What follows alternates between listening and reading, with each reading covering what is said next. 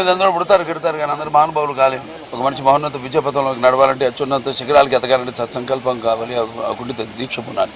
అంటే ఎన్నో సందర్భాల్లో చెప్పడం జరిగింది. తెలుగు అన్న 3 అక్షరాలు వింటే నా ఒళ్ళు పులకరిస్తుంది, అలాగే ఎన్టీఆర్ అన్న 3 అక్షరాలు వింటే నా రక్తం ఉప్పొంగుతుంది. ఎవరికైనా సరే, ఎందుకంటే ఆయన చరిత్ర అటువంటిది. ఎన్టీఆర్ అంటే కేవలం నందమూరి తారక రామారావు గారు మాత్రమే కాదు, ఏంటంటే నటనాలయం, ఆయన ఇల్లే ఒక నటనాలయం. అందులో ఆయన ఒక నటరాజు నరసింహుడు. టీ అంటే తార మండలంలోని తారక ధ్రువతారకుడు.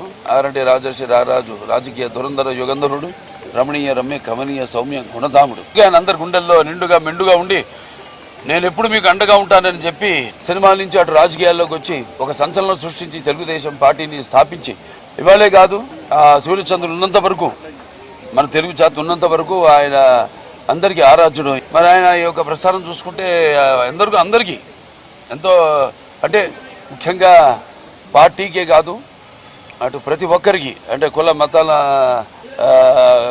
తావు లేకుండా అటు ఆయన చేసే సినిమాలు అయితేనేమి, అంటే ఒక ఆయన నటుడిగా ఆయన నటించినప్పుడు పౌరాణికాలు ప్రాణం పోసుకున్నాయి, జానపదాలు జావలీలాడాయి, అలాగే సాంఘికాలు సామాజ వరగమనాలు అయ్యాయి. పద్యం పదులెక్కింది, పాట నాటు నేర్చింది, కళమ్మ తల్లి కన్నుల పండుగ చేసుకుంది, కలకలలాడింది గలగల.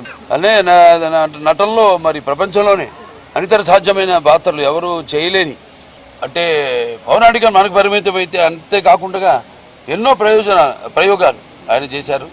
అలాగే నటనలో ఆయన ఒక నటధీశాలి, అలాగే నటనలో ప్రయోగాలు చేసిన ఒక నటనాచార్యుడు. అలాగే చేసిన ప్రతి పాత్రను కూడా పరకాయ ప్రవేశం చేసి అణువణువులు నింపుకుని ఆ పాత్రలకు ప్రాణం పోసిన మహానుభావుడు నందమూరి తారక రామారావు. అటువంటి నటుడు ఎటు చూసినా ఎటు వెతికినా కూడా ఎక్కడా మనకి కనిపించాడు.